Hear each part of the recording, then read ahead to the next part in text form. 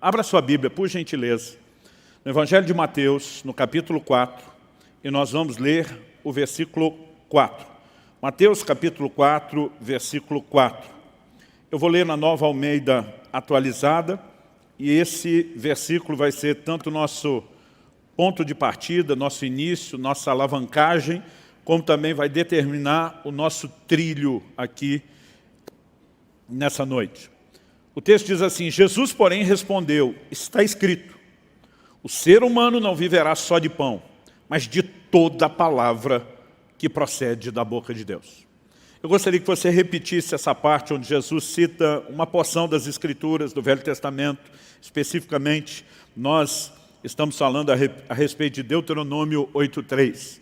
Diga comigo: o ser humano não viverá só de pão, mas de toda a palavra que procede da boca de Deus. Amém. Vamos orar. Meu Deus, suplicamos graça, favor, direção do Teu Espírito Santo nessa noite. Oramos que a Tua palavra fale e cale nos nossos corações. Oramos que mais do que provocar a mente, a razão, o pensamento, enquanto argumentamos e refletimos juntos, que o Senhor acesse o coração, que o Senhor produza não só entendimento espiritual, mas despertamento, porque queremos corresponder contigo e com a Tua palavra. Oramos por graça e favor, oramos pela ação do Teu Espírito no coração de cada um daqueles que ouvem a Tua palavra, de maneira que ela, de fato, a Deus, cumpra o seu propósito. Nós, de fato, expressamos nesse momento a nossa confiança no Senhor e declaramos desde já que Te damos glória, honra e louvor pela certeza do que o Senhor fará. Em nome de Jesus. Amém. Bom, o tema da minha mensagem hoje é uma pergunta: fome de quê? E quando eu olho para esse texto, eu percebo que quando Jesus diz o homem não viverá só de pão, está implícito que eu e você precisamos do pão, não apenas aquele produto feito a partir do trigo, né, ou de outros grãos, mas a palavra pão, ela conota a ideia de uma maneira generalizada de alimento e de sustento. Uma necessidade fisiológica, algo que eu e você precisamos para subsistência na perspectiva natural. Mas Jesus está dizendo que o homem não vai viver só de pão, porque o homem não é só uma estrutura natural. Você é um espírito, você tem uma alma e você vive dentro de um corpo. Jesus, em João 3,3, diz: o que é nascido da carne é carne, mas o que é nascido do espírito é espírito. O novo nascimento é uma experiência espiritual. E assim como nós precisamos do alimento natural para nossa carne ter a subsistência, nós também precisamos de um alimento espiritual para que o nosso espírito igualmente tenha a sua subsistência. Agora, quando o Senhor Jesus está falando a respeito disso, Ele nos chama a atenção para algumas verdades. A primeira delas que eu vou destacar aqui, enquanto a gente constrói o raciocínio, é que então nós temos dois tipos de alimento. Nós temos o alimento natural e nós temos alimento espiritual. A Bíblia usa muito essa linguagem. Por exemplo, em 2 de Pedro, capítulo 2, verso 2, a Bíblia diz: como meninos recém-nascidos, como crianças recém-nascidas, desejai o puro leite espiritual a fim de crescerdes para a salvação. Não só precisamos de alimento para subsistência, como também para o nosso crescimento. Agora, depois de conversar a respeito dos dois tipos de alimento, eu gostaria, e o propósito não é apenas dizer que existe dois tipos, porque nós já falamos disso, mas nós vamos entender a dinâmica de interação com esses dois. Em segundo lugar, eu quero que a gente possa ter uma discussão aqui a respeito de fome e saciedade. Para depois, em terceiro lugar, eu chamar a sua atenção para algo muito prático ao qual devemos corresponder. E eu vou classificar o terceiro ponto como o poder da abstinência.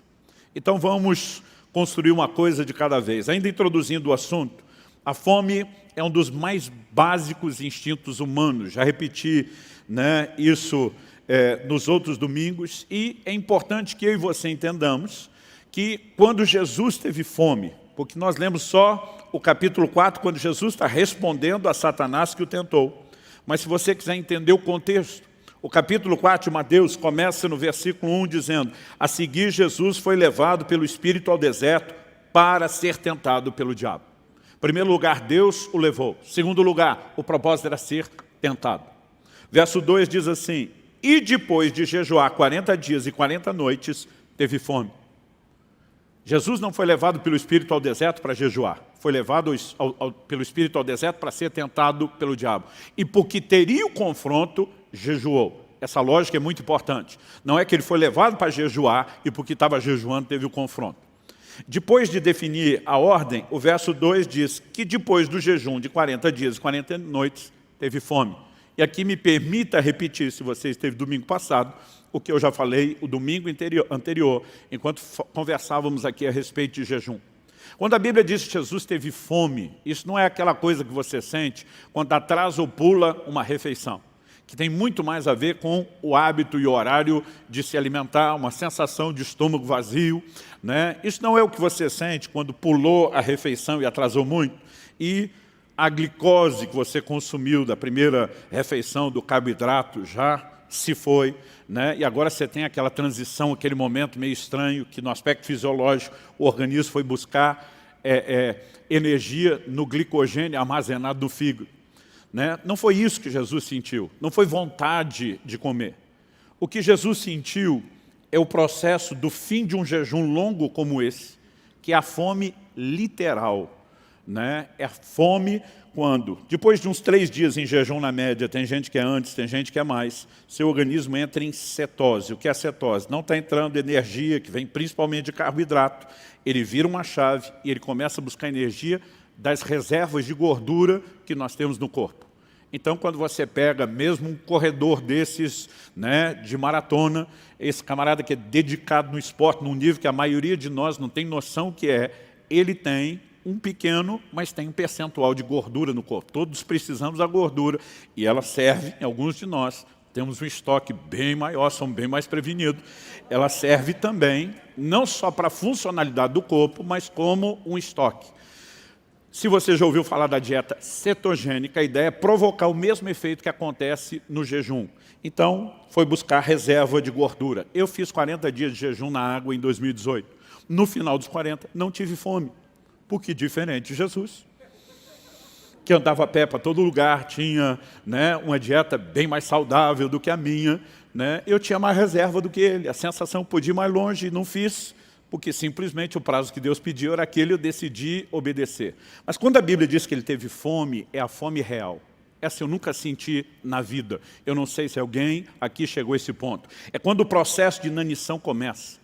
É quando agora que não tem mais reserva de gordura, o organismo vai consumir tecido, vai comer músculo, vai, né, se autoconsumir. E aqui nós temos o que nós podemos chamar do mais primitivo dos nossos instintos sendo despertados.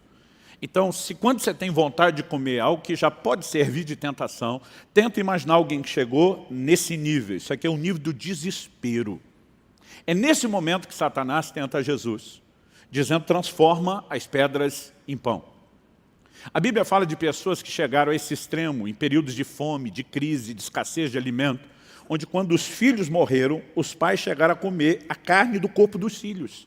Se isso já nos choca hoje, tenta imaginar para a cultura dos povos antigos, que tratavam como muito mais sagrado essa questão do corpo, do enterro, né? Isso significa o quê? Que no momento de fome, muito, né, daquilo que são os padrões de valores desaparecem, porque as pessoas ficam dispostas a fazer qualquer coisa. É nesse momento que Jesus foi tentado. Então, assim, dizer que ele venceu uma proposta de comida é diminuir e muito aquilo que ele de fato passou. Aliás, nós precisamos pensar mais do que isso. Satanás não está apenas oferecendo comida. Comida é a maquiagem, porque ele quer explorar uma necessidade natural, fisiológica do corpo. Aqui não é só um desejo carnal, era um momento de necessidade, mas ele apenas maquiou. O que Satanás quer é a mesma coisa que ele fez lá no Éden com Adão. A Bíblia nos mostra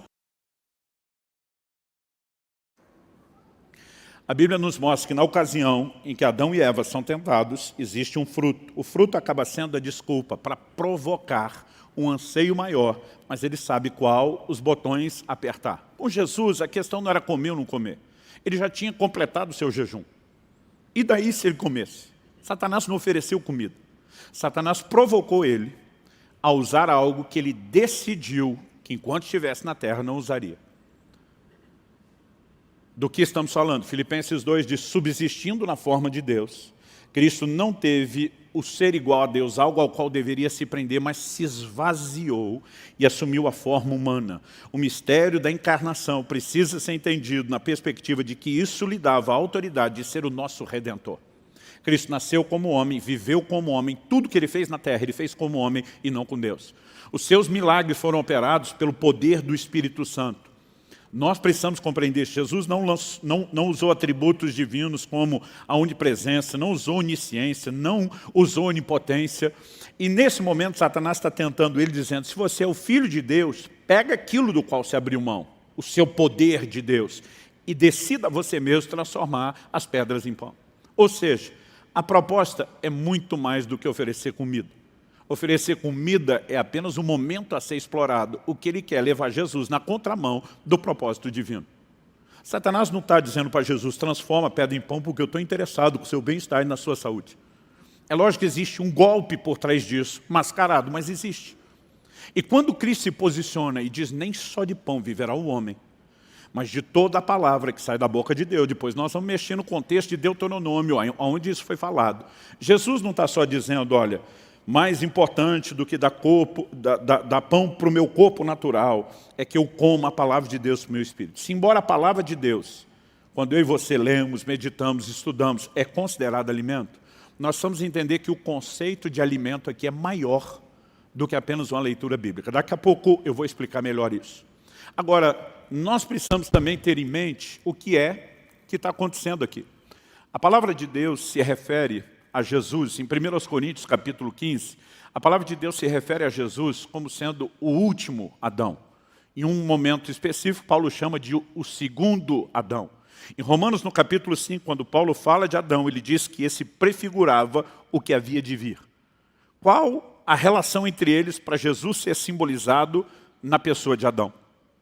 Adão era um protótipo, um cabeça de raça. Deus decidiu que ele seria uma matriz reprodutora. Então Deus, quando fez o primeiro homem, o fez conforme a sua imagem e semelhança. O que é que Deus queria do primeiro? Que sendo uma matriz reprodutora, todos os outros que viessem a partir dele reproduzissem a mesma imagem que Deus colocou ali. Tanto que Deus deu a ordem, cada um reproduza segundo a sua espécie. A questão é que antes de começar a reprodução, o homem pecou. Romanos 5,12 diz, por meio de um só homem entrou o pecado no mundo, através do pecado a morte passou para todo mundo. Esse protótipo passou a estar deformado, o molde foi comprometido e toda a reprodução em série deu ruim, como a gente diria. Quando Cristo vem, ele não vem apenas perdoar os pecados da linhagem de Adão, que agora já nasce em pecado. Ele vem para ser um novo cabeça de raça, para formar uma nova linhagem que manifeste a imagem de Deus, o que era o plano original desde o início. Agora, tanto o primeiro como o último Adão foram tentados. A diferença é que o primeiro Adão cedeu à tentação. Em que área? Comida. Onde Jesus primeiro foi tentado, comida. Mas por trás da comida, nos dois casos, o que Satanás queria era a desobediência. Enquanto o primeiro desobedeceu e gerou filhos para a desobediência, o segundo ou o último, porque depois dele não será necessário o outro. Ele obedeceu e ele veio para gerar um DNA e um código de obediência em cada um de nós. Então, por trás dessa palavra ou desse acontecimento, tem muito mais do que eu e você imaginamos. E, ao discutir o assunto, eu quero que a gente pense algumas coisas. A primeira delas, a fome, ela é usada na Bíblia de forma alegórica, muitas vezes para expressar um profundo anseio ou necessidade por algumas coisas. Assim como no natural, a fome nos dirige, a gente consegue ficar obcecado e dar valor àquilo que é a necessidade. No plano espiritual, muitas vezes essa linguagem é usada para falar a respeito de algo que não apenas nos dirige, não apenas nos motiva, mas nos leva a dar valor e trabalhar em prol daquilo. Então, observe algumas expressões bíblicas. Salmo 42, 2. O salmista diz, minha alma tem sede de Deus, do Deus vivo. Quando irei, me apresentarei diante da face de Deus? Palavras de Jesus agora, Mateus capítulo 5, verso 6. Bem-aventurados os que têm fome e sede de justiça, porque serão saciados. João capítulo 6, versículo 35. Eu sou o pão da vida. Quem vem a mim jamais terá fome, e quem crê em mim jamais terá sede. Aqui eu e você começamos a entender que o desenho de fome ou de saciedade não se limita ao que é natural, como eu vou explorar daqui a pouco em segundo lugar. Mas ao falar dessa questão dos dois tipos de alimento, o que eu e você precisamos entender é que o Senhor Jesus não só diz que tem alimento natural, que é essencial para a subsistência do corpo, e tem alimento espiritual, que é essencial para a subsistência do espírito. Mas, na verdade, o propósito de Jesus, ao destacar essas coisas, e aí nós vamos percebendo ao longo do seu ensino, de forma progressiva, é nos mostrar que isso aqui, que não é errado, pode, em algum momento, concorrer com esse outro aqui do plano espiritual. E aqui que talvez a gente precise começar a desenvolver uma mentalidade de cuidado. Em Lucas, no capítulo 8, no versículo 14, Jesus, na parábola do semeador, diz assim: a parte que caiu entre espinhos, esses são os que ouviram e no decorrer dos dias foram sufocados com as preocupações, as riquezas e os prazeres dessa vida, e os seus frutos não chegam a amadurecer. Outras traduções, em vez de prazeres, diz os deleites da vida. Quando a gente fala de preocupações da vida, e a gente pensa que o Senhor nos chamou não de ansioso, a gente diz errado. Mas quando a Bíblia fala de riquezas e de deleites ou prazeres, não está falando de algo que em si mesmo seja ruim. Nós precisamos ter esse entendimento. Deus tem determinado algumas coisas para o homem e desde o início Ele está dizendo: eu quero te dar isso para que você tenha prazer nessas coisas. Agora, o que eu e você precisamos entender é que algumas coisas que são lícitas não são pecados. Se nós nos relacionarmos com ela de forma errada, elas têm o poder, como falamos semana passada, de concorrer com essa área da nossa vida, que é a área espiritual de relacionamento com Deus. Em Lucas, no capítulo 21, no verso 34, Nosso Senhor diz assim: tenham cuidado. Esse tenham cuidado é, preste atenção, fique esperto, abre o olho, ou na linguagem de um bom pentecostal, vigia vaso. Ele diz: tenham cuidado para não acontecer que o coração de vocês fique sobrecarregado com as consequências da orgia, da embriaguez, das preocupações desse mundo. Jesus está falando que determinados excessos do lado de cá afetam o coração e poderiam nos colocar num lugar, porque o contexto é estar pronto e preparado para a vinda dele, onde a gente perca a percepção nesse plano espiritual. Então, quando a gente reconhece os dois tipos de alimento, não é só dizer: olha, tem um que serve para isso, tem outro que serve para aquilo. É qual a maneira de lidar com essas coisas. Agora vamos tentar entender um pouquinho melhor o que Jesus falou sobre o homem não vive só de pão, mas de toda a palavra que procede da boca de Deus, olhando um outro episódio que está registrado em João, no capítulo 4.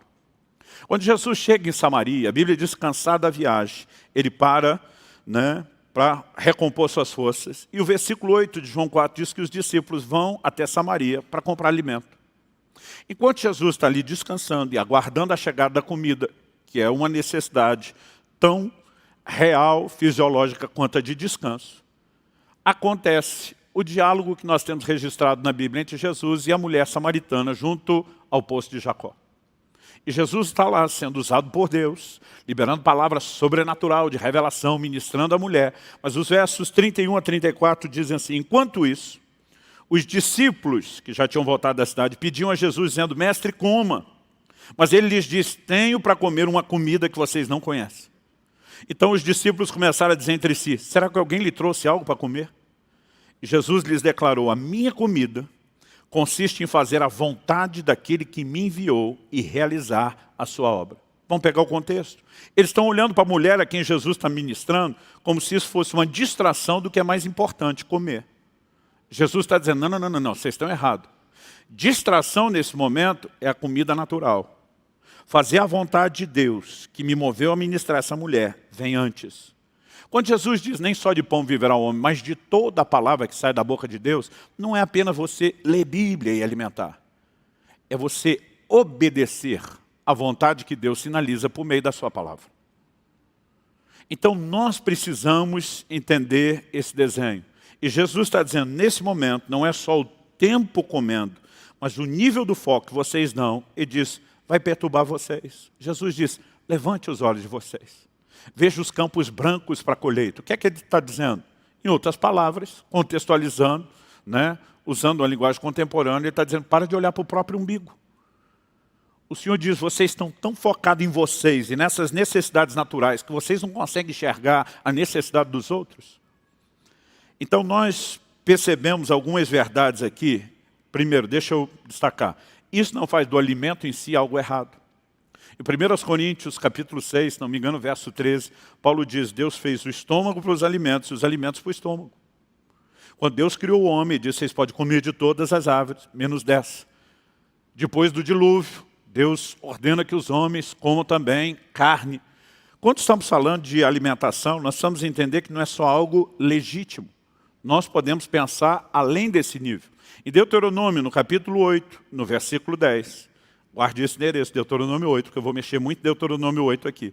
Deus diz assim, através de Moisés para os israelitas que estavam indo para a terra prometida.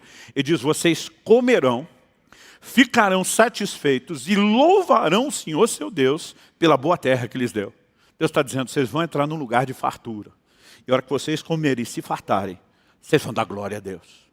Eu não sei você, mas tem comida que eu como, que eu agradeço antes e depois. Não é só oração de antes. Tem umas que a gente ainda dá uns glória no meio. Deus não está dizendo que isso necessariamente seja algo errado. Ele está dizendo que pode ser uma bênção dele na nossa vida e que pode sintonizar o nosso coração com ele, inclusive com gratidão. Nós citamos muito Neemias 8:10. A alegria do Senhor é a vossa força. Sabe qual é o contexto? O contexto é banquetear. Neemias 8:10, a Nova Almeida atualizada diz assim, vão para casa, comam e bebam o que tiverem de melhor. As traduções mais antigas, por literalidade, diz assim, comei carnes gordas e bebei bebidas doces. Carne gorda, não sei o que vem na sua cabeça, mas eu já imagino uma picanha. Aceitaria um cupim, alguma outra coisa, né? Mas naquele momento, ele está dizendo, vamos reunir para festar. Ele diz assim, mandem porções aos que não têm nada preparado para si, que ninguém fique sem a festa da comida. Porque esse dia é consagrado ao nosso Senhor, portanto, não fiquem tristes, porque a alegria do Senhor é a força de vocês. Ele está dizendo que isso que nós fazemos naturalmente, entre família, com amigos, podemos fazer entre irmãos, que é a família da fé, nós também podemos fazer com o coração para Deus. Então vamos deixar claro que eu não estou falando de algo que em si seja lícito. Nós vamos mexer também no assunto de fartura, não só de pão, mas de condições, de finanças. Não existe nenhum problema com o crente que enriquece, a menos que ele se relacione com isso da forma errada. A Bíblia não diz que o dinheiro é um problema, a Bíblia diz que o amor ao dinheiro é a raiz de todos os males. Ué, alguém pode não ter dinheiro e além de quebrado, amá-lo.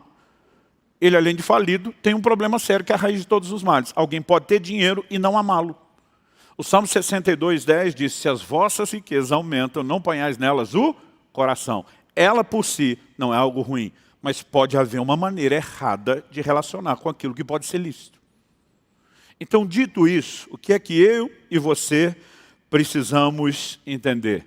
Que apesar de Deus querer nos favorecer nessas áreas naturais também, Ele quer que a gente sempre esteja atento para que isso não nos afete em relação ao lado de cá. Aos 15 anos de idade, meu coração começou a despertar para Deus, para viver o sobrenatural, depois de ter sido cheio do Espírito Santo. De vez em quando as pessoas me perguntam, pastor, depois da Bíblia, qual o livro que mais impactou a sua vida? Respondo sem titubear e hoje ainda trouxe para mostrar.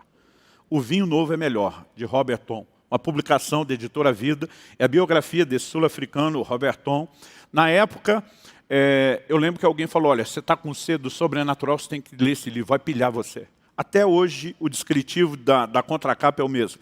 Essa é a história inspirativa de um homem que via o invisível, acreditava no incrível e recebia o impossível. Eu fiquei empolgado, falei, vou ler o livro. Parei de contar quantas vezes eu li na de número 17. Eu sei que já foi 20 e tantas. Por que o livro me inspirou? Em primeiro lugar, eu vi alguém vivendo aquela realidade do livro de Atos em tempos modernos. E muitas dessas coisas me inspiravam. Eu queria chegar lá, eu queria alcançar isso. Mas naquela época, eu contei semana passada que o meu primeiro jejum, eu pulei só o almoço, ainda tomei o refrigerante, com medo de morrer, se não botasse alguma coisa para dentro. Eu estava ainda descobrindo que era o jejum de um dia, de quase o dia todo, para depois chegar no dia todo. Aí eu estou lendo o livro, nessa edição, que é a mais recente, está entre a página 98 e 100. Ele conta uma experiência das muitas que o livro está recheado, extraordinária. Ele diz que Deus o orientou a jejuar por 14 dias. Na época, isso para mim era o absurdo dos absurdos, o impossível dos impossíveis. Eu dizia, não, isso tem que ser um negócio muito sobrenatural. Eu pensava, Jesus fez 40 porque era Jesus. Quer dizer, imaginando que ele não fez isso como homem.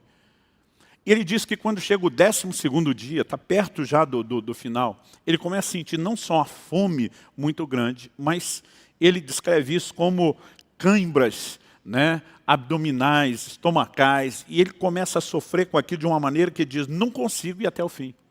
E desesperado ele começa a orar e dizer, Senhor, o Senhor tem que me alimentar, o Senhor tem que me alimentar. Por quê? Ele entendia que se Deus pediu 14, não era para parar com 12. Quando alguém entra num jejum porque quer fazer, eu digo, passou mal, para. Depois você descobre se foi zeloso demais ou não. Parei um jejum uma vez no 9º dia, porque eu passei mal. E depois, conversando com o médico, ele falou, você ficaria bom terminando ou não terminando?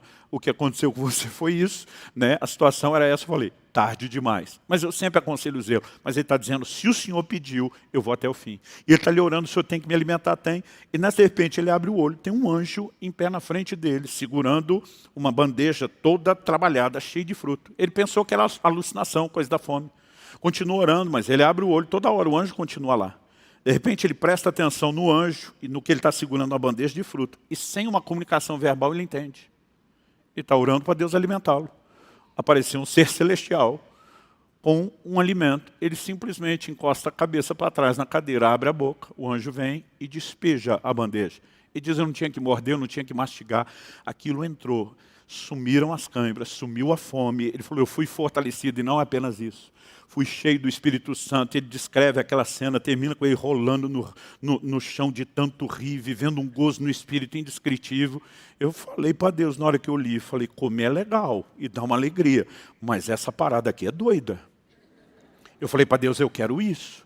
E na minha cabeça se para chegar a isso eu preciso jejuar, vou jejuar. O livro não diz que é uma troca. Mas o que eu descobri com o tempo, mesmo não tendo entendido o princípio na época, mesmo tendo chegado a uma conclusão errada, é que o jejum seria uma grande ferramenta para nos ajudar a sair desse lugar para esse. E daqui a pouco eu vou chegar lá. Vamos primeiro discutir aqui em segundo lugar o elemento fome e saciedade. No Sermão do Monte, registrado por Lucas, Lucas capítulo 6, essa informação só está em Lucas, não em Mateus. Desse detalhe foi Lucas que registrou. Ele diz assim, Jesus falando, Lucas 6, verso 21. Bem-aventurados são vocês que agora têm fome, porque serão saciados. Mas no verso 25, Jesus diz assim, ai de vocês que agora estão fartos, porque vocês vão passar fome. Jesus tinha um estilo e uma didática de fazer não só comparações, mas contrastes. Por exemplo, no livro do Apocalipse, nas cartas às igrejas da Ásia, falando com a igreja de Esmirna, em Apocalipse 2,9, ele diz, conheço a sua pobreza, embora você seja rico. Mas para a igreja de Laodiceia, em Apocalipse 3,17, ele diz o seguinte, você diz, sou rico, estou bem de vida, não preciso de nada, mas você não sabe que é miserável. Aí diz, você se vê como pobre, eu te vejo como rico. Você se vê como rico, eu te vejo como pobre. Não é que ele é do contra. Essa igreja estava dizendo, nós somos pobres no aspecto natural. Mas ele falou, aos meus olhos, eu vejo riqueza. Ele está falando do espiritual. Para essa aqui, eles eram ricos mesmo, não tinha falta de nada, não precisava de nada. Mas o Senhor diz, aos meus olhos, vocês são pobres. A questão de riqueza ou pobreza espiritual não é que ela tem que ser o inverso do seu status natural. Nós precisamos entender isso numa perspectiva diferente, daqui a pouco eu vou explorar. Mas Jesus está dizendo que muitas vezes o natural pode afetar o espiritual. Daqui a pouco explico essa parte. Vamos voltar para a questão da comida. Quando eu lia, bem-aventurados são vocês que têm fome, que serão fartos, eu pensava que Jesus estava falando de forma literal. Ó, vocês estão com o estômago aí roncando, daqui a pouco eu vou trazer provisão e saciar vocês. Mas se o que Jesus está falando aqui é natural, na hora que ele fala, ai de vocês estão fartos porque terão fome, também tem que ser natural. E aí não faz sentido. Porque Jesus está dizendo, está com fome, eu te recompenso com comida. Mas ele vira para o que está do estômago cheio, e você, eu te amaldiçoo com fome. Qual é a culpa de alguém estar farto? O próprio Deus, em alguns momentos, diz, vocês vão comer, vão se fartar. Estar farto não é necessariamente algo errado. Até porque se a gente pensar desse jeito, Jesus criou um loop sem fim. Bem-aventurado vocês estão com fome, porque serão fartos. Agora, a hora que ele está saciado, ele vem para o lado de cá. Diz, agora, ai de você, porque está saciado, mesmo que eu tenha te saciado. Você vai ter fome. A hora que tem fome, ele volta para o lado de cá. Se você olhar só a perspectiva natural e não entender que o jogo de palavras, fome e saciedade, no ensino de Jesus, às vezes remete mais a questões espirituais do que naturais, nós vamos ter um problema. Ele olha para esse povo e pode ser que ele explorou a fome literal. Na segunda multiplicação de pães, Jesus falou, estou com compaixão da multidão. Faz 3 dias que eles estão comigo sem ter o que comer. Se eu despedi-los agora, vão desfalecer pelo caminho, não vão aguentar. Muitos ia fazer uma viagem longa. Esse povo estava com tanta fome de Deus e das palavras de Deus, que muitas vezes não estava preocupado nem com o alimento. É para essa turma que Jesus olha e diz, essa fome espiritual será honrada com saciedade espiritual. Mas ele vira aqui e diz, ai de vocês estão fartos. Ele não está falando do estômago. Ele está falando de uma alma cheia. Cheia do quê? De bobagem, de porcaria, de doce e chocolate que a criança comeu antes do almoço. E a hora que chega a hora de comer a refeição correta, não tem interesse. Alguns anos atrás, eu recebi a ligação de um amigo, um pastor amigo, pregador. Ele estava pregando em Santa Catarina, ia pregar em São Paulo, estava fazendo o trajeto de carro, ele me liga e diz, amigo, vou passar por Curitiba, mas pelo tempo de viagem, o compromisso que eu tenho, eu não posso parar. Mas nós decidimos almoçar em Curitiba, o grupo que está no carro. E se você conseguisse me encontrar na churrascaria tal, na rodovia, eu ficaria muito feliz de poder te dar um abraço, te ver. Não sei como está o seu tempo. Falei, amigo, você me pegou num dia que dá para ajeitar as coisas. Me diz o horário, vocês vão estar lá. Falei, olha, nós estamos em tal lugar, estamos imaginando que mais ou menos 1 hora a gente chega. Era perto de 1, perto de 2, eu estava lá. Cheguei, dei um abraço nele, nos amigos, sentamos, começamos a conversar e eles estão comendo. E chegou uma picanha ajeitada. E aí os caras disseram, você quer uma picanha? Não, obrigado. Não, come com a gente, não, obrigado. Aí falou, desculpa, está jejuando? Eu falei, não. Falei, então por que você não quer a picanha? Eu falei, maluco, quando tu me ligou, eu já tinha comido, até quase sair pelas orelhas. Pensa no almoço não foi normal, pensa no almoço estava bom, e eu comia até mais do que devia. Eu estou tão satisfeito que eu olho para esse negócio, não me empolga. Qualquer outro momento talvez me empolgaria, mas agora que eu estou de barriga cheia, não. Por que eu estou dizendo isso? É o mesmo exemplo de quando nossas mães não deixavam comer antes da refeição. Se você se enche de alguma coisa, você não vai ter apetite para outra coisa, ainda que essa seja mais importante e necessária. Quem está entendendo, diga amém. Quando a Bíblia fala a respeito disso, ela pode nos mostrar, e aqui nós vamos entender que nós não vamos falar só de fartura de comida, de todo tipo de fartura. A fartura tanto pode ser bênção, como pode nos enredar se nós não soubermos lidar com essas questões naturais.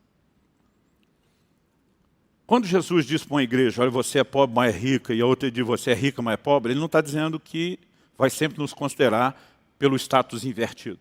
Alguém pode ser pobre material e pobre espiritual. Alguém pode ser rico material e rico espiritual. Mas o que eu e você precisamos entender é que às vezes uma condição pode contribuir com a outra. Como? Vamos entender algumas verdades e a gente precisa voltar para o bendito Deuteronômio 8. Eu citei antes o verso 10, vocês comerão, se fartarão, louvarão a Deus. Mas se a gente continuar a leitura de Deuteronômio 8, e eu quero pegar agora do verso 11 ao 14, que é a continuação exata de Deus dizendo, vou dar comida farta, vocês vão se alegrar nisso, vão bendizer meu nome. Na sequência, no verso 11 a 14, Deus diz, tenham cuidado. De novo ele está dizendo, presta atenção, abre o olho, fique esperto, vigia vaso. Tenham cuidado de não se esquecer do Senhor seu Deus, deixando de cumprir seus mandamentos, os seus juízos, os seus estatutos, que hoje lhes ordeno. Espera aí, Deus, o Senhor está dizendo que acabou de abençoar esse povo, que eles se fartaram com a sua bênção, estão felizes até te louvar, e agora eles podem te esquecer? Como? Vamos continuar lendo. Não aconteça que depois de terem comido, e estarem fartos, depois de haverem edificado boas casas e morado nelas, depois de se multiplicar o seu gado e os seus rebanhos, e aumentar sua prata e o seu ouro, e ser abundante tudo que vocês têm, se eleve o seu coração, e vocês se esqueçam do Senhor seu Deus, que os tirou do Egito, da terra do Egito, da casa da servidão. Deus está dizendo, vou dar esse negócio aqui para vocês, porque eu quero abençoá-los com o melhor, mas presta atenção, que até a minha dádiva, a minha bênção pode enredar vocês. Se vocês encher a alma de vocês de tal forma com essas coisas, vocês podem simplesmente perder o apetite, a conexão e a percepção daquilo que é espiritual. Quem está entendendo, diga amém. Agora vamos ampliar e falar não só de alimento. Vou pedir que você me acompanhe, não é necessariamente uma volta, é um desvio rápido, para que a gente amplie o entendimento do que estamos falando sobre fome e saciedade. Se você puder, me acompanhe em Marcos capítulo 10, e nós vamos ler junto dos versículos 21 até o 30. Quando você abre e localiza, vamos lembrar o assunto. Jesus se encontra com alguém que a Bíblia não dá o nome, nós o conhecemos apenas como o jovem rico. Ele vem ao Senhor desejoso de algo mais do que ele tem vivido. O que eu preciso para viver a vida eterna? Jesus diz, guarda os mandamentos. Ele falou, eu tenho feito isso minha vida toda. A Bíblia diz no verso 21 assim, e Jesus olhando para ele com amor, disse. Outras versões diz que Jesus olhando o amou. Ou seja, o que Jesus vai falar na sequência é uma expressão de amor, de quem quer o melhor para o outro. O que Jesus vai fazer na sequência não é trollar o rapaz, o jovem rico. Não é que Jesus acordou aquele dia resmungando, hoje é dia de maldade. O que eu posso fazer para zarar a vida de alguém? Ele o amou e disse, então você quer algo maior? Verso 21 diz assim, só uma coisa falta a você. Vá, venda tudo o que tem, dê o dinheiro aos pobres e você terá um tesouro no céu. Depois venha e siga-me. Esse depois venha e siga-me. Jesus está dizendo, mais do que só você alcançar a vida eterna e o que o seu coração almeja e tem fome, eu vou te chamar para um privilégio maior. Eu quero que você venha ser um dos meus discípulos. Não sabemos se esse convite o incluiria no número dos 12, num grupo como dos 70, mas é um convite diferenciado. Só que o verso 22 arremata a história assim, ele, porém, contrariado com essa palavra, retirou-se triste, porque era dono de muitas propriedades. Basicamente, ele olha para Jesus e diz, eu queria esse negócio, mas não tanto quanto eu quero esse. E essa outra coisa se revelou tendo o poder de exercer controle sobre ele. Quando o rapaz vai embora triste, como quem diz, não dou conta, isso não está na minha alçada. Jesus faz disso um momento didático, o verso 23 diz, então Jesus, olhando ao redor, disse aos seus discípulos, como é difícil para os que têm riquezas entrar no reino de Deus. Muitas vezes a gente finge que essa frase não existe, não está no Evangelho, mas foi proferida por Jesus. O verso 24 diz, os discípulos estranharam essas palavras, como eu e você muitas vezes lendo a Bíblia estranhamos. Mas Jesus insistiu em dizer, tipo assim, não vou deixar passar batido ou desapercebido. Jesus volta a reforçar. Mas Jesus insistiu em dizer-lhes, filhos, como é difícil entrar no reino de Deus, é mais fácil um camelo passar pelo fundo de uma agulha do que um rico entrar no reino de Deus. Quando Jesus bota essa ênfase, como os discípulos reagem? Verso 26 diz, eles ficaram muito admirados, dizendo entre si, sendo assim, quem pode ser salvo? Jesus, olhando para eles, disse, para os seres humanos é impossível, contudo não para Deus, porque para Deus tudo é possível. Então Pedro começou a dizer-lhe, eis que nós deixamos tudo e seguimos o Senhor. Jesus respondeu, em verdade lhes digo que não há ninguém que tenha deixado casa, irmãos e irmãs, mãe, pai, filhos ou campos, por minha causa e por causa do Evangelho, que não receba já no presente, agora, nessa vida, 100 vezes mais, casas, irmãos e irmãs, mães, filhos, campos, com perseguições, e no mundo por vir, futuro, receberá a vida eterna. O que é que nós podemos aprender dessas lições que Jesus propôs aqui, que combinam com o que nós estamos falando de fome ou saciedade, ou que ampliam o nosso entendimento? Primeiro vamos explorar a origem do que Jesus classificou como a dificuldade dos que têm riqueza de herdar o reino de Deus. Jesus não está falando de algo que é da parte de Deus. Não é que Deus olhou para o pobre e falou, tu já sofreu bastante, vou facilitar a tua vida. E olhou para o rico, falou, eu vou implicar contigo e vou dificultar. Romanos 2,11 diz que Deus não faz acepção de pessoas. A Bíblia nos orienta a não fazer distinção, acepção de pessoas, inclusive dá exemplos de não tratar diferente o rico do pobre. Isso não é para desmerecer o pobre em relação ao rico, também não é para desmerecer o rico em relação ao pobre. E Deus não mandaria eu e você fazer alguma coisa que Ele mesmo não faça. Então, a dificuldade não é causada por Deus. Logo, conclui-se que a dificuldade vem de onde? O rico dificulta a si mesmo e a sua entrada no reino de Deus. Agora, a pergunta a ser feita é como ou por que ele dificulta. Mas para chegar lá, vamos primeiro fazer uma distinção entre dificuldade e impossibilidade. Onde Jesus bate nessa tecla, os discípulos dizem, quem é que vai salvar no final das contas?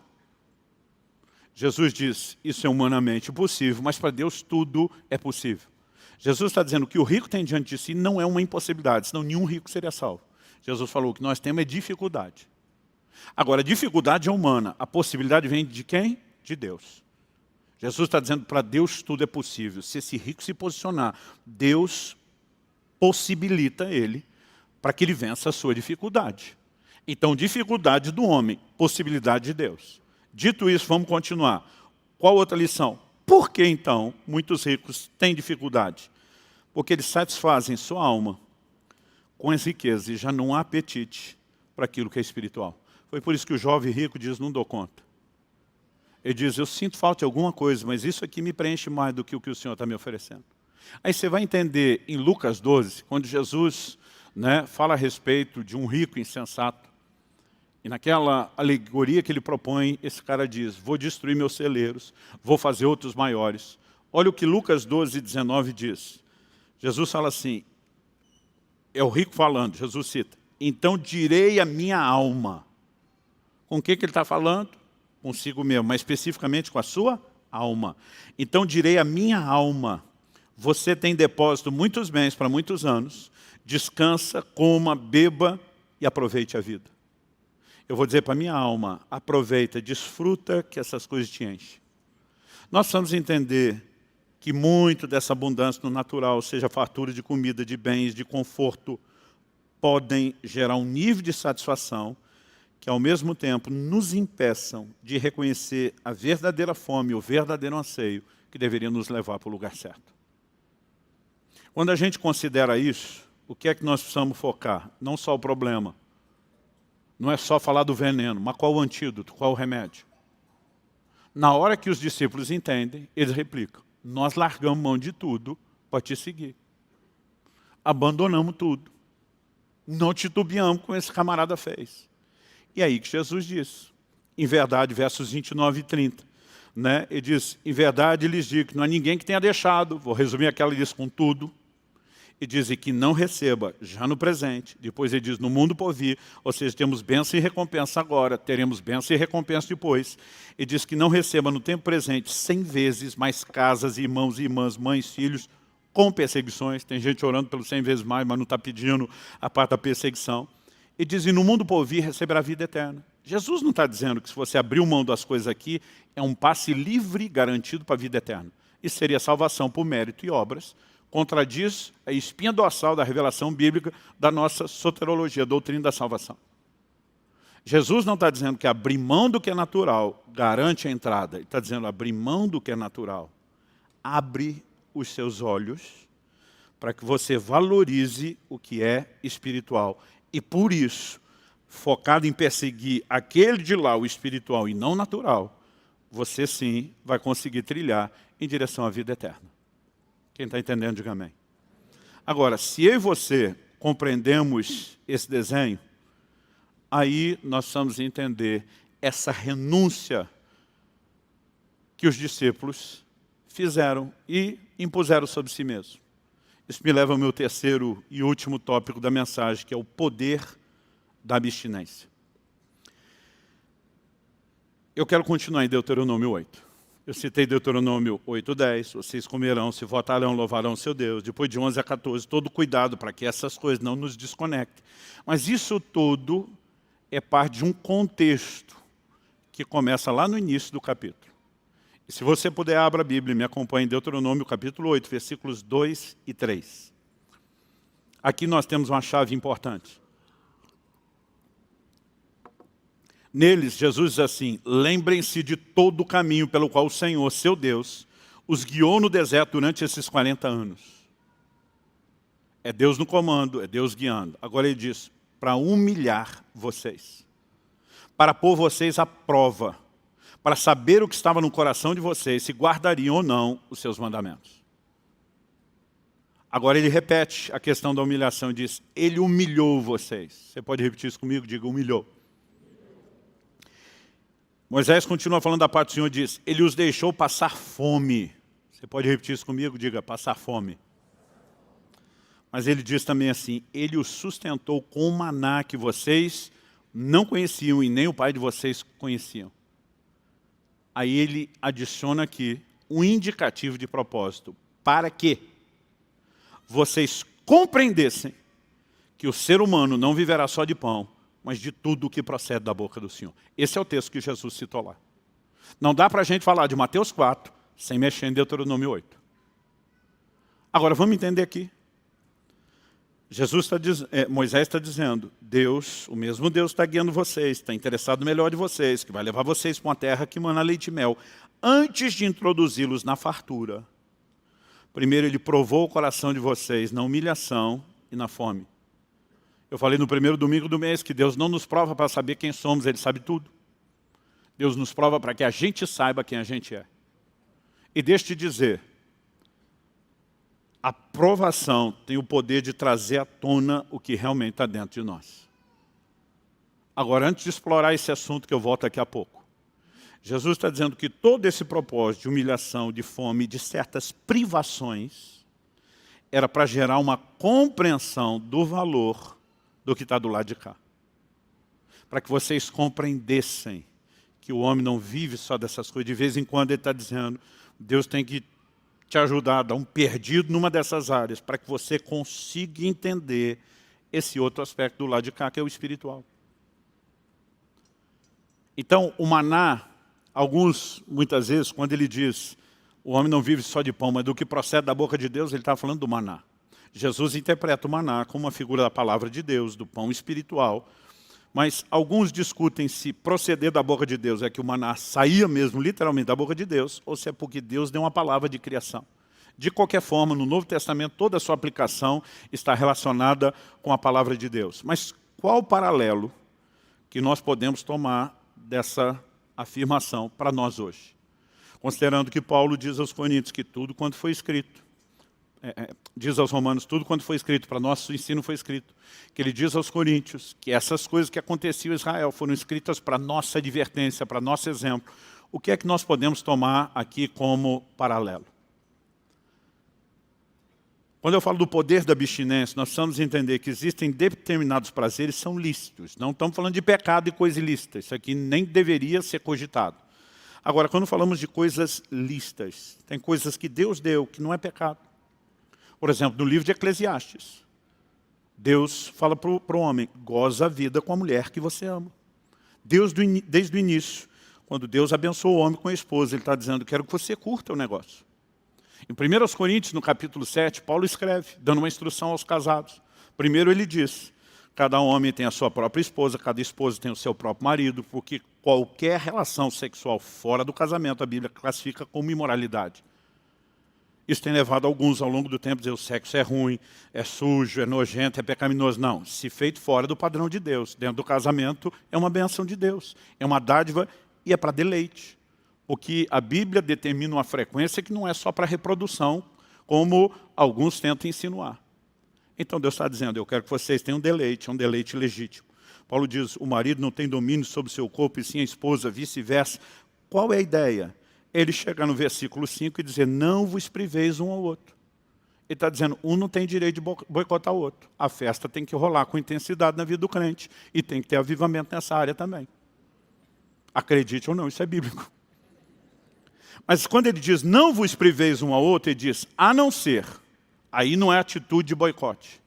Ele diz, a não ser, talvez, de comum acordo e por um pouco de tempo.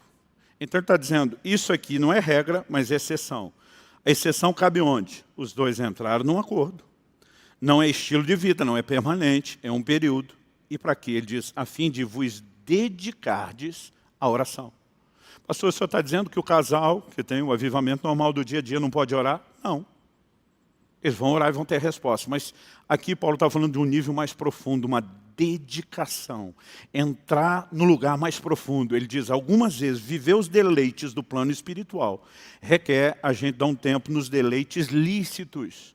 Não é porque eles são errados, mas porque muitas vezes encheram, fizeram tanto a nossa alma que nos desligam da percepção do lado de cá. Quem está entendendo, diga amém. Então isso é uma abstinência autoimposta. O casal pode se dedicar, queremos ter um tempo melhor na presença de Deus. Quando a gente começa a enxergar isso, e é por aí que o jejum entra, Nós precisamos entender que ao longo da história, Deus sempre trabalhou esses conceitos. Esse é um exemplo. Em Números, no capítulo 6, Deus propõe e regulamenta o voto do nazireu. A palavra nazar, traduzida como nazireu, significa consagrado. Esse camarada queria se dedicar a Deus num nível diferenciado. Então ele se autoimporia algumas privações e abstinências. Não podia cortar o cabelo, não podia ter contato com o morto e nem enterro da família, mas não podia beber nada que nem comer nada que viesse da uva. Significa que a uva tem algum problema espiritual, te amaldiçoou? Não. É porque era uma das coisas prediletas na cultura alimentar daquele povo. Deus está dizendo, você vai abrir mão de um deleite específico. Não é um sacrifício que você fez que te faz merecedor de algo. Ao abrir mão desse deleite, você está cultivando uma mentalidade. A verdadeira dimensão de prazer não está aqui no natural. Ela está aqui no Deus que eu estou me consagrando para buscar. Isso aqui nos ajuda a criar uma cultura, uma mentalidade de dizer, eu não me satisfaço com isso aqui. Isso aqui não é tudo que Deus ofereceu para mim. Eu estou disposto a abrir mão desse, para nunca abrir mão desse outro do lado de lá. Quem está entendendo, diga amém. Números capítulo 30. Deus instituiu uma lei regulamentando os votos. O que era o voto? Era algo que a pessoa fazia para afligir a alma. Não é porque ia melhorar a vida dela no natural. Ela ia, por meio de um voto, se impor uma restrição, uma privação, uma abstinência. Por que é que Deus falava dessas coisas? Porque Ele está dizendo, em algum momento, até aquilo de bom que eu ofereço a vocês, pode, de alguma forma, se você empolgar e encher demais sua alma com isso, quando chegar aqui, você, de repente, vai se perceber sem apetite ou sem percepção. E é aí que nós precisamos entender a disciplina, ou o que eu vou chamar a prática, ou a cultura do jejum. Jejuar não é um sacrifício que você faz, Deus olha e diz, que impressionado com você, tu merece uma benção. Não há moeda de troca. Não há barganha. Senhor, te dei isso, e o que o Senhor vai me dar agora? Já que eu passei fome. O jejum no contexto bíblico não tem a ver com isso. Quando Deus fala sobre os israelitas, Ele diz assim, Ele humilhou. Ele fez vocês passar fome, Ele humilhou vocês. Há uma associação na Bíblia entre jejum e humilhação. Salmo 35, 13, Davi diz, eu humilhava a minha alma com jejum. Daniel 10, 12, o anjo diz para ele, desde o início do jejum, ele se retrata ao período, desde que você dispôs o coração a se humilhar diante de Deus. A palavra jejum às vezes aparece na Bíblia, não com essa definição, mas como afligir ou humilhar a alma. É um momento de humilhação. Outro dia uma pessoa falou para mim, não, pastor, eu não gosto de jejuar porque eu não me sinto bem. Falei, alô, quem é que se sente bem jejuando? A gente jejua para mortificar a carne, para afligir a alma, não é para sentir bem. É só para lembrar que nossas gratificações não estão nesse plano natural e terreno. A Bíblia diz que Deus os fez passar fome. O jejum não vai fazer o quê? Outro dia um falou, não, pastor, eu não jejuo porque eu passo fome. Eu falei, criatura, a palavra nesteia, traduzida do grego no Novo Testamento como jejum, o ne é um negativo. Estio, que é as duas palavras emendadas e conjugadas, é privação de comida. Falei, jejum é isso, é passar fome. Mas de vez em quando falo, não, pastor, eu não jejuo porque daí eu peco. Falei, como é que é? Não, eu fico muito irritado. Eu falei, o jejum não faz você pecar. O jejum expõe quem você é. Em algum momento no jejum prolongado, ele vai tirar o melhor de você. Mas antes disso, ele vai expor o pior de você. Eu fiquei impressionado. Um livro que me empolgou muito para jejuar, ao longo do tempo, principalmente jejuns prolongados, é O Poder Secreto da Oração e do Jejum, de Mahesh Chavda. Esse cara fez 30 vezes jejuns de 40 dias. Pensa num cara que tem autoridade para falar. Ele conta de uma ocasião, onde no meio do jejum longo, ele levou uma fechada no trânsito. Ele abriu a janela e fez um sinal com um certo dedo, que ninguém deveria fazer, muito menos um crente, o que dizer um pastor, um homem de Deus jejuando. E dizia o pior, ele falou, eu nunca fiz isso na minha vida, mas eu fiz o dia que eu estava jejuando.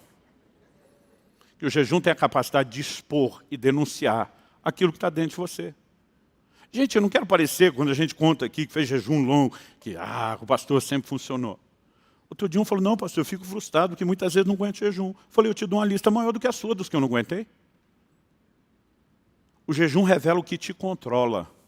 E muitas vezes nós vamos descobrir que a comida exerce um controle sobre nós maior do que nós imaginamos. De que a necessidade de prazer e gratificação carnal é maior do que nós imaginamos. Quando você ainda falha sozinho, você abafa o caso. Mas quando você falha em grupo? Eu, quando morava em Guarapuava, no início do meu ministério pastoral, chamei toda a liderança, meus discípulos próximos, pastores de outra cidade, falei, todo mundo, 3 dias no mato, enfiado no jejum e oração.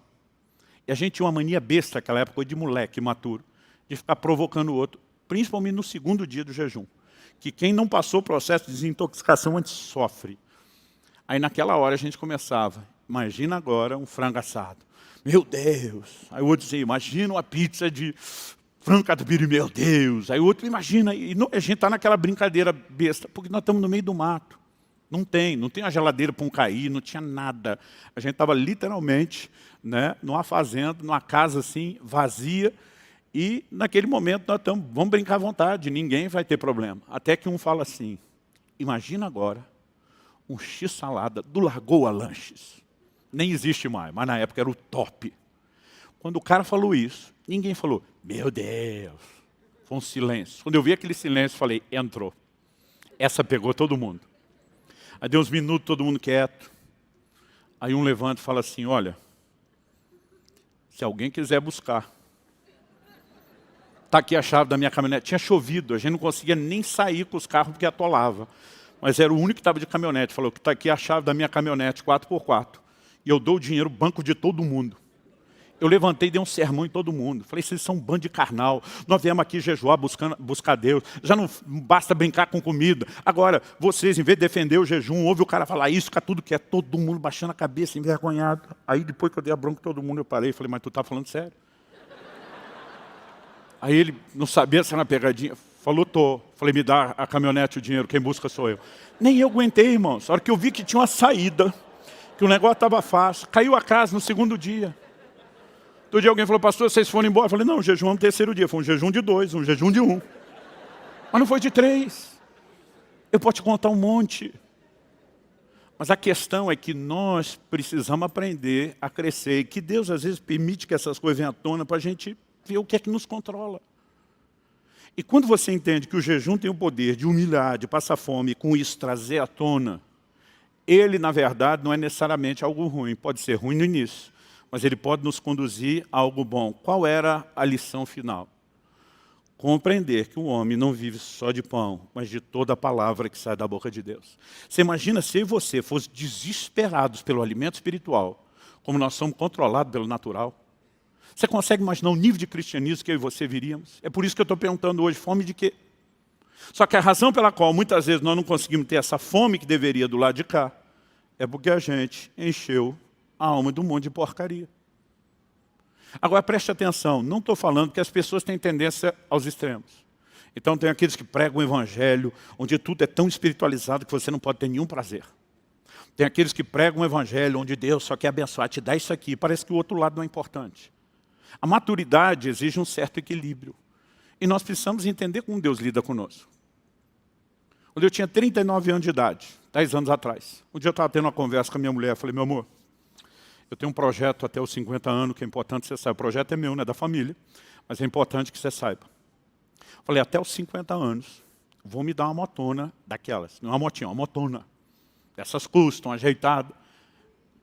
Falei aquilo que eu tinha visto num monte de amigo mais velho que eu, chegando perto dos 50, parece que é uma necessidade de se divertir. Diz que o homem vai crescendo, só muda os brinquedos, né? Amadurecer, que é bom. Aí falei para ela, resolvi. Ela me olhou e falou assim, por que esperar até os 50? Por que não aos 40? Falei, mulher, eu gosto de você. Falei, nunca pensei nisso, eu tinha planejado por 50. A conversa morreu ali, esqueci o assunto. Uns dias depois eu estava orando, o Espírito Santo falou assim comigo, você tem sacrificado mais do que eu te pedi. Desde a sua adolescência, você não se limitou a sacrificar só o que eu te pedi. Você está sacrificando coisas que eu nem queria que você sacrificasse. Eu levei um susto. Falei, normalmente eu reclamo do contrário. Da falta, não do excesso de dedicação. O Espírito Santo falou assim comigo, viva mais. Eu quero que você aproveite mais algumas dessas coisas naturais. Aquele negócio parece que explodia minha cabeça. Eu falei, se o senhor realmente está falando sério, eu tenho crédito. Lembrei da conversa com a minha mulher. Falei, quero uma motona. Mas falei para Deus, não me dê o dinheiro. Se o Senhor der o dinheiro, vai para missões. Minha prioridade é outra. Me dê a moto. Aí eu vou entender que o Senhor queria me dar, vou usufruir esse negócio sem culpa. E vou entender que o Senhor deu junto um certo seguro espiritual, porque o trem é meio perigoso. Vou fazer minha parte, não vou abusar, mas eu vou contar também com a sua, não só com a minha. Gente, não deu 3 meses. Aparece um camarada, a gente ficou amigo depois, mas não o conheci, de outra igreja. Pastor, eu preciso fazer uma pergunta para o senhor. Falei, pois não. O senhor está orando por uma moto? Falei, por que é que você quer saber? Eu, normalmente, não gosto de entregar o ouro. Ele falou, porque Deus me mandou te entregar uma moto. Eu fiquei meio revoltado. Falei para Deus, você dá para dar moto, vou dar para o meu pastor, não o pastor da igreja dos outros. Ele falou, inclusive, fui dar para o meu pastor. Ele falou, primeiro, eu não quero, não vou andar. Segundo, Deus mandou dar lá, você obedeça. Ele falou, isso para mim não é pessoal, filho, não vou comparar. Vai lá, atende o que Deus está falando, ou pelo menos vai checar. Aí quando ele soube que de fato eu tinha feito uma oração, falou, é sua. Eu falei, mas não é motinha, que se for motinha eu não quero. Eu pedi para Deus uma motona. É dessas custas? Ele falou, é pastor, uma Suzuki Intruder, 1.500 cilindrada. Falei, é nóis. Mandei botar 2 alforjezão de couro, um de cada lado, um atrás. Passei uns 4 anos montado naquilo falando em língua, gente. Você não tem noção. Deu prazer aqui, me aumentou aqui, não me roubou. Agora, 4 anos depois, quando a gente começou a fazer as reformas aqui, Deus me disse, oferta a moto. Falei, tá de brincadeira. Eu nunca fiz questão, eu não queria. Agora que eu gostei, o senhor pede. Por que você acha que Deus faz essas coisas? Deus olha para Abraão e diz, vou te dar um filho. Abraão crê, empolga, recebe o filho. Quando nasceu o filho, agora Deus diz, me dá o filho de volta. Bipolar? Não. Deus olha e diz, Abraão, mesmo quando eu te abençoar, não quero que nenhuma bênção te gere tamanho apego e satisfação a ponto de eu perder o lugar mais importante. E Deus não está falando isso porque é carente, Ele não precisa de nada. É porque Ele sabe que é esse nível de relacionamento com Ele que nos preenche. Ele diz, me dá o filho de volta. Abraão diz, é seu. Está aí. Deus diz, também não quero, pega de volta você. Eu só queria o lugar. Quem está entendendo? Falei para Deus, o negócio é o seguinte, estou te entregando, curti 4 anos, foi um treino. Falei, mas me prometi para mim, que até os 50 anos me dou uma Harley. Fiz 49, é menos de um ano, eu sou um homem de palavra. Então se eu ouvir um pó no estacionamento aí, daqui a uns dias pode ser eu. Agora, qual é o lance, querido? Nós não podemos olhar para isso e dar valor demasiado. Quem está entendendo? Também não vamos criar um evangelho onde diga, não é para comer e se fartar. Deus diz, mas não é para me esquecer. E de vez em quando, para que isso não faça te esquecer, humilhação, fome. Agora você tem 2 caminhos. Você pode se embriagar com as bênçãos, como Noé fez, e Deus dizer, agora eu tiro para você acordar. Ou você, ao longo do caminho, de vez em quando, diz, eu me imponho certas abstinências, restrições e privações. Quando eu completei 18 anos de idade, eu estava num período de 2 anos que eu decidi não assistir filme. Nunca vou pregar para os outros, é pecado ver filme. Eu falei, o quê? Cada filme, em média, 2 horas. Em vez de eu ficar enchendo minha alma com essas porcarias, eu vou aproveitar esse negócio em Deus. E durante 2 anos eu não me permiti. Há momentos onde eu e você precisamos entender que tem coisas que Deus não precisa pedir. Se Ele pedir, não tem nem discussão. Mas que nós precisamos entender o poder da abstinência. Quando os discípulos estão dizendo, nós abrimos mão de tudo, isso precisa nos ajudar a entender o que Paulo diz em 1 Coríntios 7. Ele diz, tendo tudo, mas nada possuindo. Como alguém pode ter tudo e não possuir nada? Em primeiro lugar, Deus pode te permitir usufruir coisas que não são suas. Mas Ele também pode dar coisas que você olha e diz, eu tenho, mas não tenho. Não estou preso. Abro mão a hora que for. Meu coração não está nisso. Quem está entendendo? Então termino te perguntando mais uma vez, fome de quê? Diante dessa lição do deserto, eu e você podemos agir de forma diferente, depende do coração de cada um. Olha o que Números 11, versos 4 e 6 mostra que os israelitas, provados no deserto, como eles agiram. A Bíblia diz assim, e o populacho que estava no meio deles veio a ter grande desejo das comidas dos egípcios. Também os filhos de Israel começaram a chorar outra vez, dizendo, quem nos dará carne para comer? Lembramos dos peixes que comíamos de graça no Egito. Que saudade dos pepinos, melões, dos alhos silvestres, das cebolas, dos alhos. Mas agora nossa alma está seca. Outra versão diz, nossa alma definha. E não vemos nada a não ser esse maná. Deus está dizendo, tirei isso tudo de vocês para compreender a importância do maná. Eles estão olhando essa desgraça do maná, nos roubou tudo aquilo. Porque tudo depende de como reage o coração. Aí você olha para Jesus, foi para o deserto, humilhação do jejum, fome. E quando termina numa fome que não era o desejo dele, fisiológico, o diabo diz, e aí, vamos pegar talho? O que importa é o que procede da boca de Deus. Sabe, se você conseguir imaginar que Jesus, mesmo cansado com fome, em Samaria, tomando dizendo, come, Senhor, de segura a onda. Isso não é mais importante. Fazer a vontade de Deus, que é você ver que ele era norteado pela fome espiritual e não governado pela natural. Essas coisas precisam fazer a gente pensar. A entrega de coisas lícitas e até importantes, não só de coisas ruins, é tanto uma declaração de amor a Deus, como também o cultivo de uma mentalidade correta dos nossos valores. Então nós precisamos de uma disciplina de jejum. O jejum não é uma coisa para uma vez na vida. Quando eu e você temos uma prática contínua, e não importa aqui o tipo de jejum, você está falando de jejum de um dia, jejum de vários dias, não importa se é uma abstinência de um jejum parcial, se é um jejum só na água, ou outros tipos de abstinências, nos ajudam a nos manter alerta, eles não geram merecimento. Olha o que Paulo diz em Filipenses, capítulo 3, versículo 7 e 8. Mas o que para mim era lucro, isso considerei perda por causa de Cristo. Ele não está falando de pecado. O contexto anterior, inclusive, falava de busca a Deus e de como ele se orgulhava disso. Mas depois ele diz, na verdade, considero tudo como perda. Nesse tudo estão todas as coisas boas e lícitas. Ele diz, considero tudo como perda por causa da sublimidade do conhecimento de Cristo Jesus, meu Senhor. Ele está dizendo, eu descobri um valor tão imenso nessa dimensão espiritual, na pessoa de Cristo, que isso tudo aqui que eu dava importância, desvalorizou comparado com aquilo. Quando eu e você temos a percepção do espiritual, nós conseguimos diminuir o apetite das coisas naturais. Mas quando eu e você damos tanto valor a isso, inevitavelmente, Jesus se torna só tão importante quanto ou menos. E esse é o problema. Então ele termina dizendo, por causa dele perdi todas as coisas e as considero como lixo para ganhar Cristo.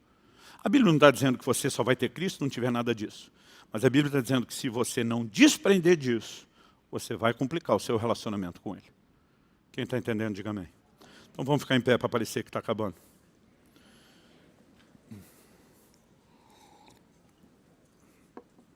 Agora que você ficou em pé e já pareceu que está acabando, me deixa eu terminar com um texto bíblico. Durante muito tempo eu citei, até nas minhas pregações e aqui para vocês, Amós 8:11. Eis que vem dias, diz o Senhor Deus, em que enviarei sobre a terra fome, não de pão, sede, não de água, mas de ouvir as palavras do Senhor. Mas honestamente falando hoje, eu olho para trás, e durante muito tempo eu usei esse texto fora do contexto. Porque olhando só para ele, eu dizia, Deus quer nos despertar. Durante muito tempo eu disse que o que falta para a igreja brasileira não é alimento, o que nos falta é fome. Então se Deus prometeu mandar fome, Ele que nos desperte. Agora, se ter fome é responsabilidade dele, então esse cristianismo sem vergonha que muitos estão vivendo é culpa dele que nos despertou fome. A gente não pode manter essa lógica.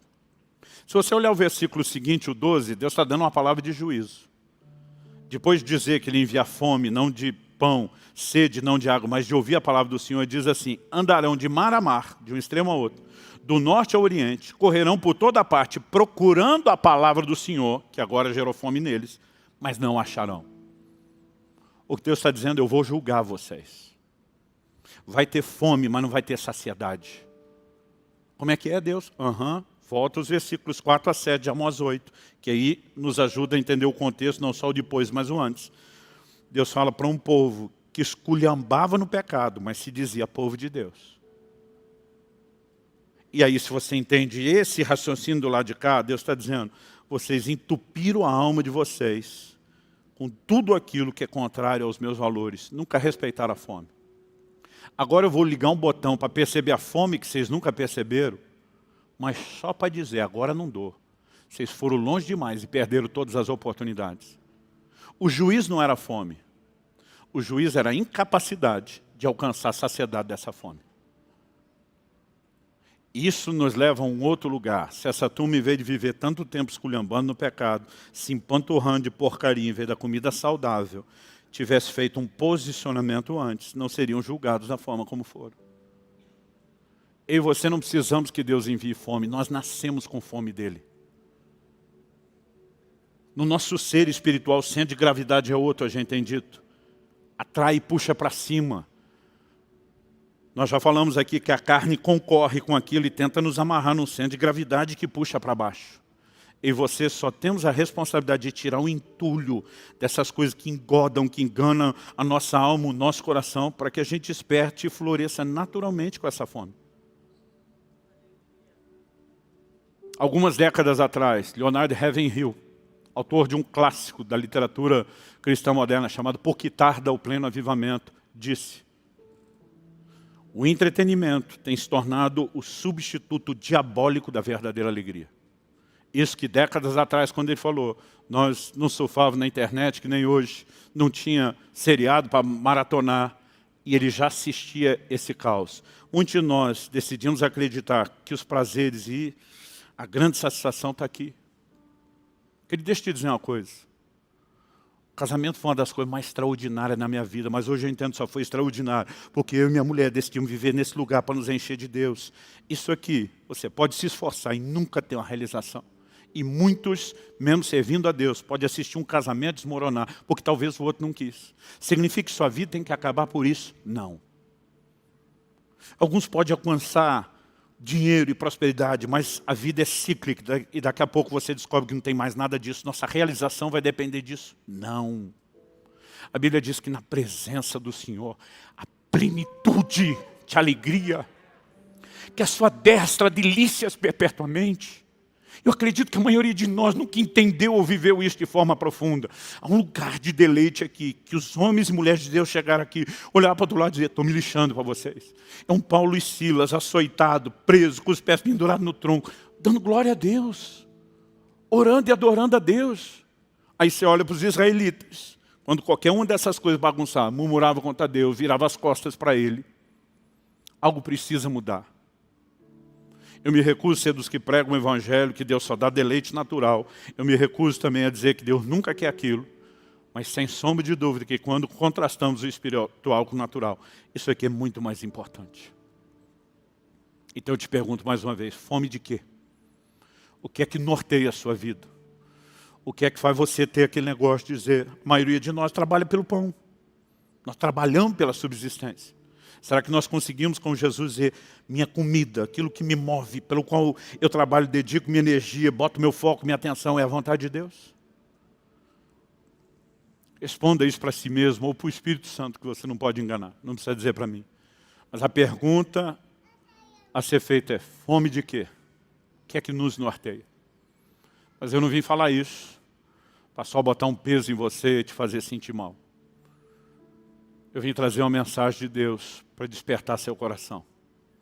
Deus está nos chamando para um tempo e para dias, onde a gente faça uma escolha de dizer, eu não vou viver nesse lugar, mesmo que Deus tenha me dado o melhor, eu não vou me prender aqui. Eu quero andar nesse lugar. À medida que os anos se passam, eu tenho uma crise crescendo dentro de mim. Meu amor, teve uma época que eu queria tanto algumas dessas coisas. Eu orava, eu semeava, e quando Deus começou a me dar colheita, alguma coisa estava acontecendo na maturidade, e hoje eu posso um monte dessas coisas, não quero mais. Porque quanto mais você entende o que é esse valor, menos aquilo é importante. Fala com Deus aí no seu lugar por alguns instantes. Pode ser que hoje Deus só quer que você redefina uma maneira de viver e uma cultura. Pode ser que Ele te peça alguma coisa. Pode ser que você decida entregar alguma coisa que Ele não pediu. Vou me impor isso. E meu conselho, não faça isso correndo às pressas. Se você sentir isso, comece a estar em oração, pense bem. Porque a Bíblia diz que é melhor não votar do que votar e não cumprir. Isso é chamado na Bíblia de um voto de tolo. Agora, eu e você precisamos ter a sensibilidade de ouvir e perceber Deus. E o que eu estou falando aqui não reduz você a um crente sem vergonha se você percebe que está do lado de cá. Todos nós estamos em crescimento. O que nós não queremos é viver no estágio do crente carnal, que depende dessas coisas e se satisfaz. Depois de anos buscando, servindo a Deus, achando que já andei até um pouquinho nessa caminhada. No mês de dezembro eu tive um flash. E eu comentei isso só com a minha esposa. Não, falei com o meu filho. Falei, um flash. Parece que foi um momento que Deus abriu meus olhos. Eu me vi dando valor a algumas dessas coisas, que é muito menos do que era no passado. E a sensação que eu tinha, na perspectiva da ótica de Deus, é que eu era um animal dirigido só aos seus instintos. Foi assustador o que eu vi. Aquele negócio do jeito que apareceu, sumiu. E eu falei, Deus, o que é isso? O Senhor me diz, eu quero que você enxergue a diferença entre uma coisa e outra com tamanha clareza, não só para que a sua vida seja intensa do lado de cá, mas eu quero que você leve o meu povo a um lugar de entendimento. Então eu decidi que esse ano de 2022 vai ser um dos anos de maior dedicação a essas abstinências, a essas privações autoimpostas. Não porque eu não posso ter isso, mas porque eu não sou louco de deixar isso aqui me cegar para o que Deus tem de melhor. E a boa notícia é que eu não caí sozinho, vocês vão cair comigo. Fala com Deus. Enquanto você ora, eu quero orar por você, mas não precisa ficar ouvindo minha oração. Espírito Santo, nós precisamos tanto do entendimento espiritual. E eu suplico nessa noite, abre os nossos olhos. Que assim como quando Ananias orava por Paulo, escamas caíram dos seus olhos, de forma que a visão lhe foi restituída. Abre os nossos olhos espirituais. Eu oro por cada um dos meus irmãos e irmãs. Eu oro por um toque do Senhor. Muito mais do que refletimos em verdades tão importantes. Eu oro que cada um saia desse lugar, debaixo de um toque de Deus. Eu oro que haja despertamento. Eu oro que haja uma santa provocação no íntimo de cada um de nós. E mais do que apenas ser provocados, eu oro que haja resposta, que haja correspondência. Queremos viver, ó Deus, não apenas um tempo específico ou alguns dias de avivamento. Nós queremos viver uma vida profunda no Senhor. E nesse momento, quando o Senhor nos convida, expressando não uma imposição que nos pune, mas um convite amoroso para que nós possamos te desfrutar mais e melhor. Nós queremos corresponder contigo. Ajuda-nos, Senhor, para que isso não seja apenas um momento emocional que termine com essa reunião, mas que algo possa nos alavancar e continue além desse momento. Nós clamamos em nome de Jesus. Em nome de Jesus.